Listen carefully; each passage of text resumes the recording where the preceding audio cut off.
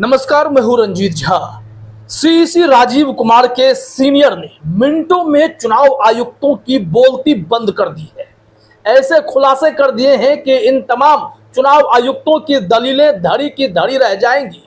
दरअसल इस वक्त देश भर में चर्चा का विषय यह है, क्या चुनाव आयोग डेटा जानबूझकर बढ़ा दे रहा है या फिर डेटा में लेट लतीफी की वजह क्या है, कैसे डेटा तैयार होता है और कितना वक्त लगता है।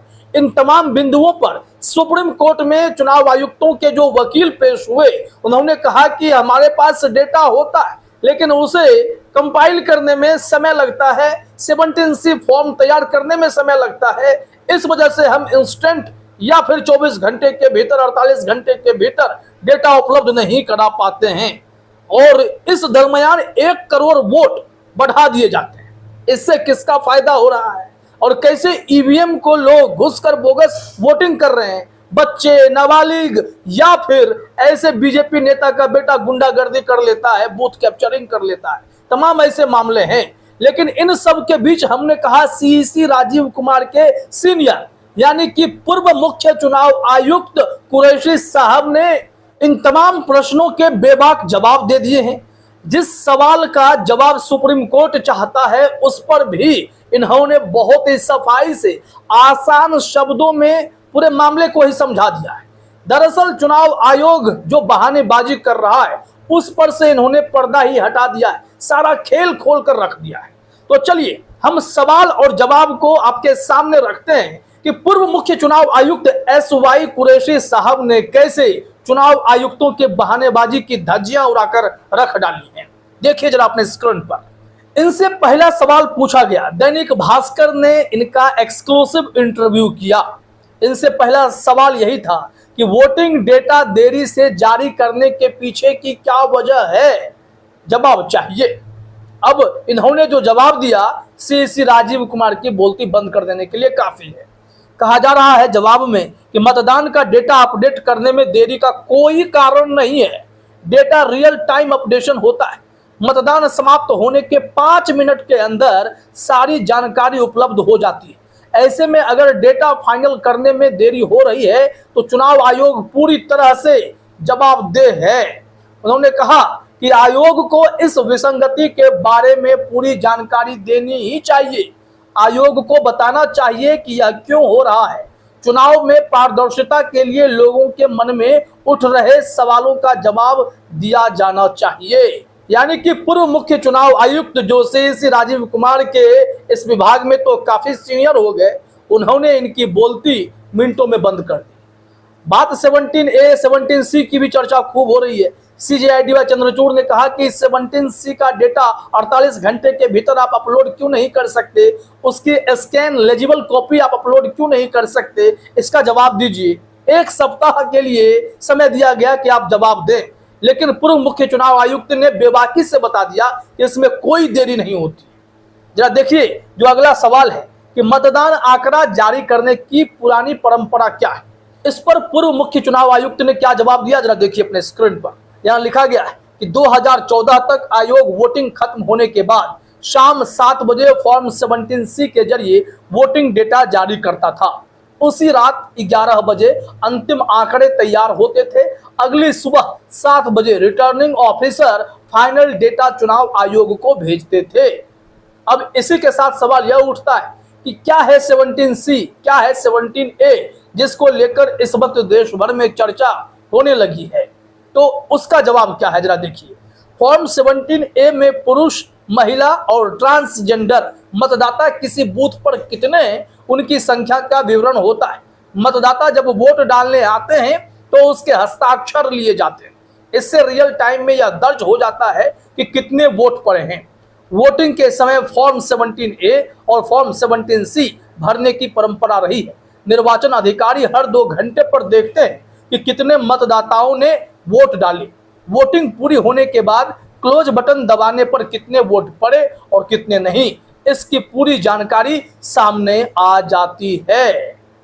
अब आप समझ गए होंगे कि 17A 17C का काम क्या है और यही 17C काफी इंपॉर्टेंट हो जाता है, जिस पर सीजेआई डीवाई चंद्रचूड़ भी जोर दे रहे हैं। प्रशांत भूषण ने इस मामले को सुप्रीम कोर्ट के संज्ञान में दिया है कि यहाँ पर जो फाइनल पोलिंग डेटा है वो 48 घंटे के भीतर ही वेबसाइट पर अपलोड हो जाने चाहिए। यहाँ डेटा में अगर इतनी देरी के बाद कुछ इजाफा दिखाया जाता है, 1 करोड़ वोट ऐड ऑन कर दिए जाते हैं, तो लोगों के मन में संदेह पैदा होता है क्या ईवीएम में जानबूझकर वोट बढ़ा दिए गए।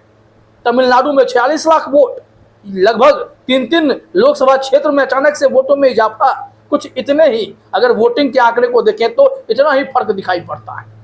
इससे आप आसानी से समझ सकते हैं क्या कोई बहुत बड़ा खेल तो नहीं चल रहा। अगला सवाल क्या था कि शाम 7 बजे के आंकड़े को अस्थायी क्यों मानते हैं। इसका भी उन्होंने बहुत ही अच्छे से जवाब दिया कि भाई 7 बजे जो डेटा अस्थायी इसलिए होता है क्योंकि शाम में जो लोग लाइन में लग जाते हैं, अंतिम लोग जब तक वोट नहीं दे देंगे तब तक यह वोटिंग की प्रक्रिया चलेगी, ऐसा माना जाता है। यह जवाब में भी कहा गया है कि इसकी वजह यह है कि वोटिंग देर तक चलती रहती है। दरअसल शाम 5:30 बजे तक जितने मतदाता लाइन में लग जाते हैं उन सभी को वोट डालने का हक होता है। जब तक आखिरी वोट नहीं पड़ जाएगा मतदान जारी रहेगा। ऐसे में रात 11 बजे का मतदान आंकड़ा लगभग फाइनल होता है। अगली सुबह 7 बजे जो डेटा आयोग को भेजा जाता है उसमें संशोधन की कोई गुंजाइश नहीं होती। अब इसमें कोई चेंजेज नहीं होगा, यानी कि 24 घंटे के भीतर यह डेटा आसानी से उपलब्ध कराया जा सकता है, लेकिन ऐसा नहीं किया जाता है।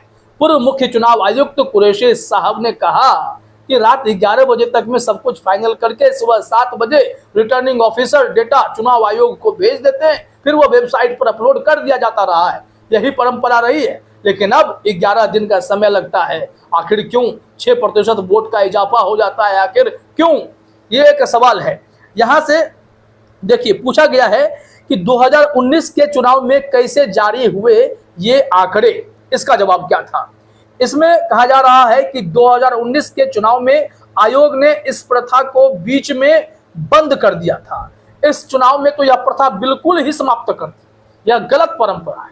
आप डेटा गैप क्यों कर रहे हैं, इससे आप समझ सकते हैं कि 2019 में बीजेपी को प्रचंड वोट कैसे आया होगा, जब उस परंपरा को ही 2019 में बंद कर दिया गया और उस वक्त कोई टेक्निकली इस मुद्दे को उठाने वाला नहीं था।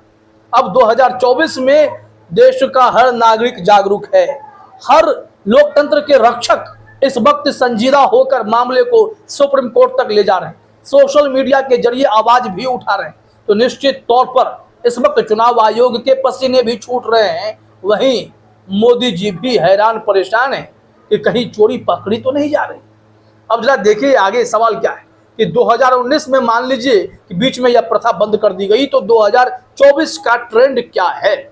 जवाब देखिए, कहा जा रहा है कि पहले चरण के मतदान में आयोग ने सुबह 11 बजे, दोपहर 1 बजे, दोपहर 3 बजे, शाम 5 बजे और शाम 6 बजे कुल मतदाताओं और मतदान प्रतिशत के आंकड़े जारी किए।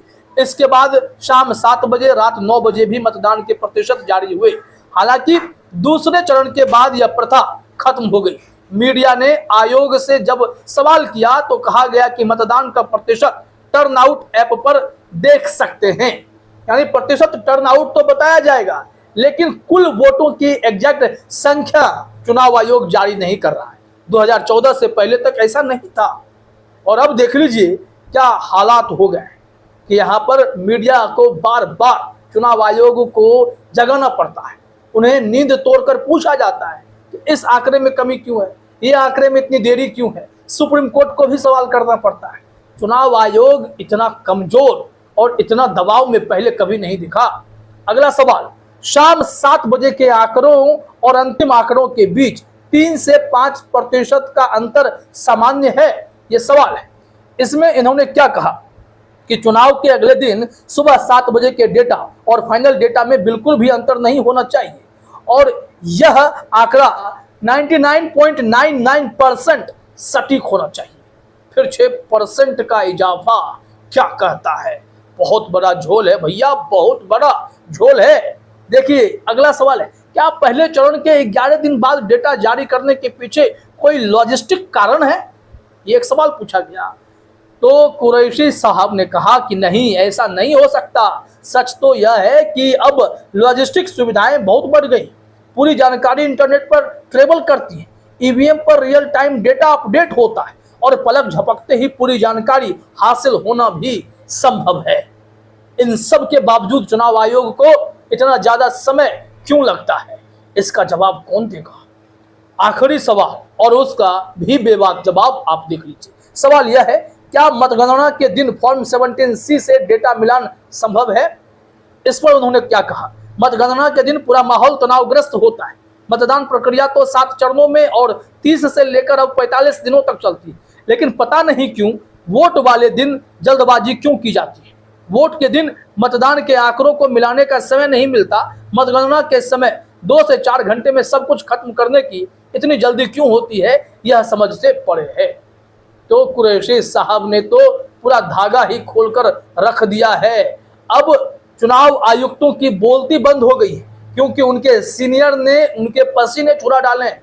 अब ऐसे जवाब मिले हैं कि चुनाव आयोग इसका खंडन कैसे करेगा, क्योंकि इनके सीनियर ने पहले ही देश में चुनाव करवा कर दिखाए, इतनी बड़ी जिम्मेदारी उन्होंने संभाल रखी। तो फिर अब चुनाव आयोग की बहानेबाजी न तो सुप्रीम कोर्ट में चलने वाली है, न ही देश की जनता के सामने। सच तो बाहर आकर रहेगा और 17C का डेटा तुरंत अपलोड करना पड़ेगा। फिलहाल इस वीडियो में इतना ही। आप सभी का हमसे जुड़ने के लिए बहुत बहुत धन्यवाद।